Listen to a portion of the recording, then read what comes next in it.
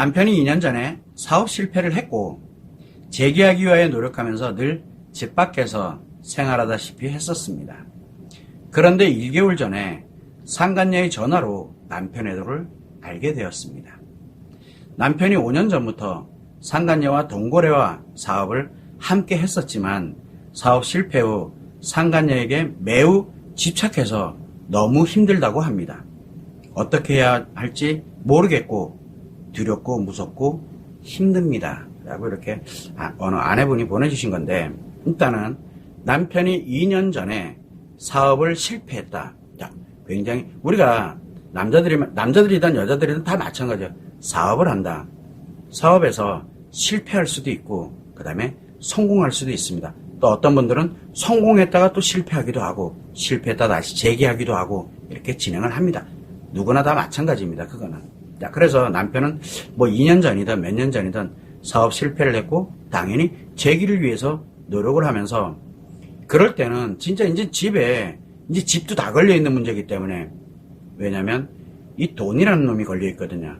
그러다 보니까 이제 집에 거의 들어가지 못하고 열심히 이렇게 갑니다. 여기까지는 어떤 남편이든 거의 비슷할 겁니다. 그래서 남편들이 사업에 실패를 하거나 이렇게 되면 정말 재기를 하기 위해서 노력을 한다. 포기를 한 게 아니라 포기하면 집에 갑니다.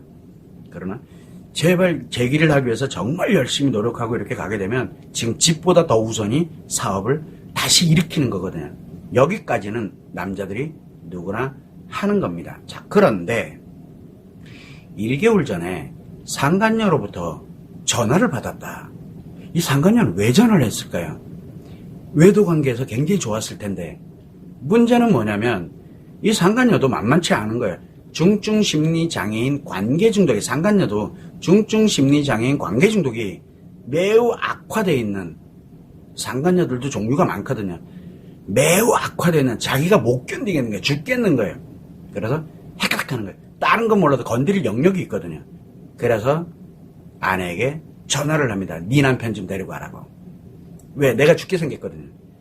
그러면서 상간녀의 입장에서는 이제 남편이 싫은 거예요, 그냥요. 그런데 이 사람이 계속 자기가 이제 너무 억울해. 그러니까 상간녀는 왜 만나가지고 몸 주고 뭐하고 그러면서 굉장히 즐거웠을 텐데, 이제는 그거 싫다고 그래가지고 막 이제 힘들다고 뭐 한다고 그러면서 하소연할 데가 없으니까 남편은 씨알도 안 맥히고, 왜? 중증심리장애인 관계중독이 매우 악화되면 상간녀들이 아내한테 전화를 합니다. 왜? 미쳐서 그래요. 그래서 상간녀는 매우 정말로 악화되어 있는, 그러니까 관계 중독이 매우 악화된 상태라고 보시면 돼요. 아마 히스테릭까지 가지 않았을까라고 생각합니다. 최악의 중증심리장애 관계 중독이 매우 악화되면 여자는 히스테리가 발생한 순간 이성을 잃어버립니다. 그러면 앞뒤 분간을 못합니다. 아무리 이성 판단을 잘하는 사람도 정신을 잃어버렸기 때문에 앞뒤 분간이 안 됩니다. 그래서 전화를 합니다. 자기가 자기 발등을 찍는 거예요. 그래서 이제 아내가 남편의 도를 알게 됐습니다. 그런데 이 상간녀가 하는 말이, 이미 5년 전부터 벌써 외도 관계가 5년 됐다. 그러면서 이제 사업 실패. 결국은 사업도 상간녀랑 같이 한 거고, 상간녀가 동거래 하면서 사업도 하고 막, 그러니까 상간녀의 돈을 가지고서 남편이 이제 사업을 했다는 얘기인데, 2년 전에 사업 실패가 됐다. 이제 맞춰지죠, 그림이.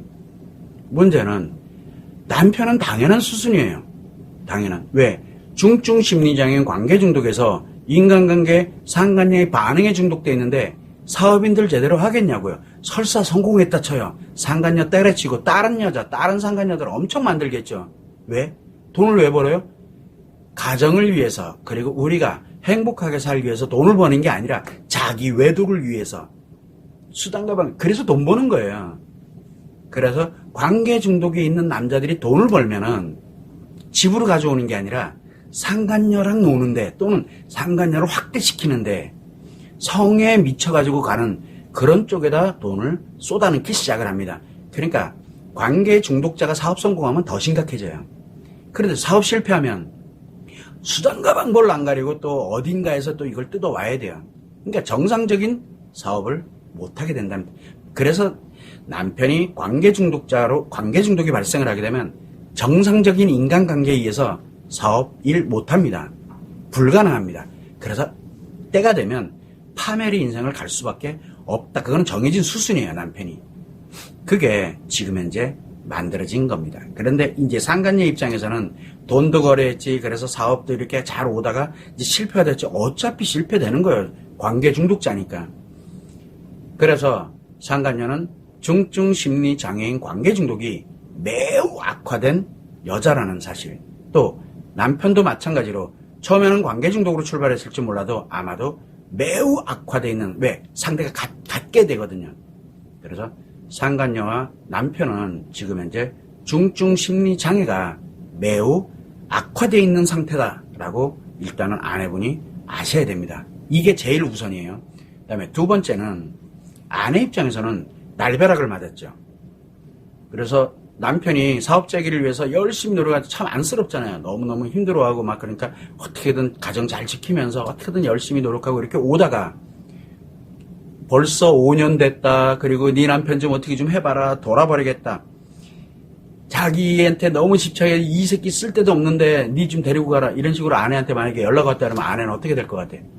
외상 트라우마가 발생을 하는데 이 충격이 일반적인 외상 트라우마에 비해서 엄청나게 강력합니다. 그래서 아내는 외상 트라우마에 고통을 겪습니다. 자, 이때 아내 입장에선 이제 회복이라는 개념이 지금 남편은 상간녀한테 사업 망했죠. 돈도 없죠. 거기에 상간녀한테 막 집착해가지고 막 그냥 상간녀한테 막 매달리고 있는 거예요. 결국은. 왜? 돈 때문에 매달리고 있는 거죠. 관계 중독자들 다 그래요. 원래. 성에 매달리고 있던가. 그러니 아내 입장에서는 깝깝한 거예요. 예를 들어서 이혼을 했다. 이혼을 해도 답 안 나오고. 그런데 그냥 가자니 답 안 나오고. 그러자니 남편은 지금 계속 그렇게 갈 거고. 남편한테 예를 들어서 내가 이걸 외도 사실을 알고 있다. 야, 너 어떻게 할래? 그런다고 해서 사업이 성공, 이게 아니거든요, 지금. 그러다 보니까 아내 입장에서는 어떻게 해야 될지 모릅니다. 본인이 감당할 수 있는 영역이 아닌 거예요.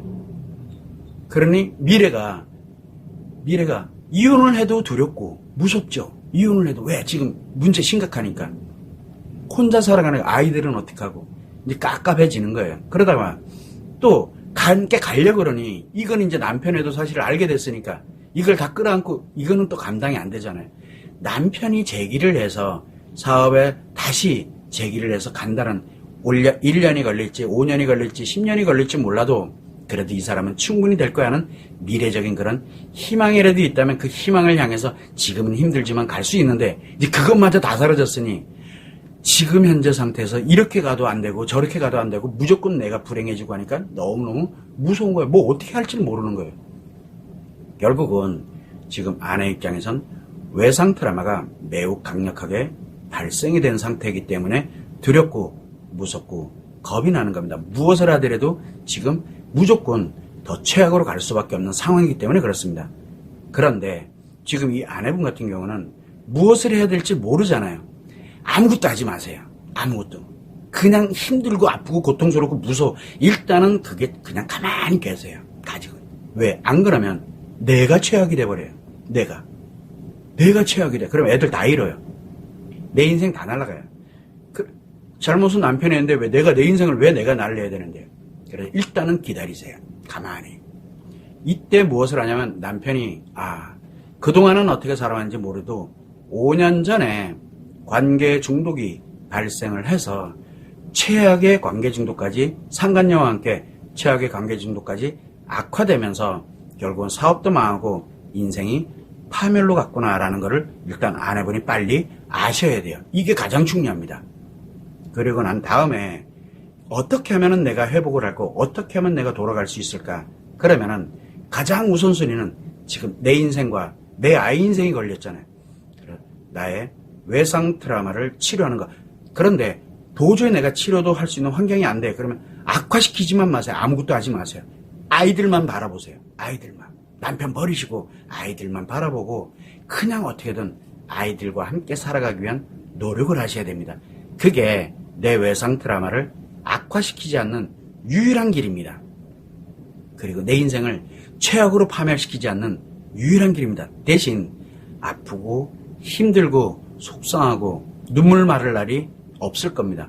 그러나 아이들과 주변의 모든 인간, 그러면서 내 인생을 최악으로 파멸시키진 않습니다. 일단은 그렇게 진행을 하시되 내가 치료할 수 있는 환경이 됐다면 나의 외상 트라우마를 치료해서 나와 내 아이들을 행복한 인생으로 전환시키세요. 남편하고는 관계가 없어요. 그래서 나를 먼저 전환시켜 놓고, 그리고 난 다음에 남편이 어느 정도까지, 관계 중독이 어느 정도까지 악화되어 있는지를 보고, 그리고 희망이 없다라고 판단이 들면 그때 이혼하면 되고, 만약에 그래도 남편이 아직 왜냐면 내가 치료돼서 내가 행복 능력을 딱 갖게 되면 그걸 압니다. 그게 보여요. 그래서 남편에게 치료 기회를 줄지 이혼을 할지 나 치료되고 난 다음에 결정해도 결코 늦지 않습니다. 만약에 남편이 회복에 관련돼서 치료 기회를 준다 그렇게 되면 남편이 치료될 때까지는 상간녀 그대로 두셔야 됩니다. 안 그러면 남편이 치료가 불가능해집니다. 왜? 상간녀가 공격을 해버리거든요. 그래서 일단은 기본적으로 그렇게 진행을 하고, 그런데 만약에 내가 이혼을 해야 된다라고 이렇게 가게 되면 남편과 상간녀를 박살을 내버리면 됩니다. 박살을 내버리면 돼요. 그래서 일단은 가장 중요한, 지금은 할 일이 아니에요. 무엇을 하더라도 지금은 외상 트라우마가 최악으로 악화되어서 내 인생을 내 손으로 송두리째 날려버리고 내 아이들 인생까지 싸그리 다 파괴시켜버리는 그런 결과밖에 초래 안 됩니다. 그래서 치료가 아니더라도 그러면 아이들에게만 집중을 하세요. 정말 나의 모든 것, 아이들에게 희생하고 헌신하고 집중하면서 아이들을 위해서 살아가세요. 그러면 내가 힘들고 내가 불행하더라도 최소한 아이들과 내 주변의 인간관계는 파괴되지 않습니다. 그러나 가능하다 그러면 언젠가는 나의 외상 트라우마를 반드시 치료해서 행복한 인생으로 전환을 해서 나와 내 아이들이 행복하게 가는 것, 그리고 난 다음에 나를 치료해서 행복으로 전환시켜 놓고 난 다음에 남편을 치료하게 할지, 치료의 기회를 줄지, 아니면 이혼을 할지 결정을 해야 됩니다. 이때 이혼을 결정을 했다 그러면 남편과 상간녀는 박살을 내버려야 됩니다. 그거는 물론 합법적인 수단에 의해서, 그건 법적부터 시작해서 할 수 있는 데 많이 있으니까, 그래서 나를 치료하고 난 다음에 판단하세요. 그런데 내가 치료할 수 있는 환경이 아니다. 그렇게 되면 이유야를 막론하고 내가 아무리 불행해지는 건 어쩔 수가 없어요. 이미 외상 트라우마를 갖고 있기 때문에.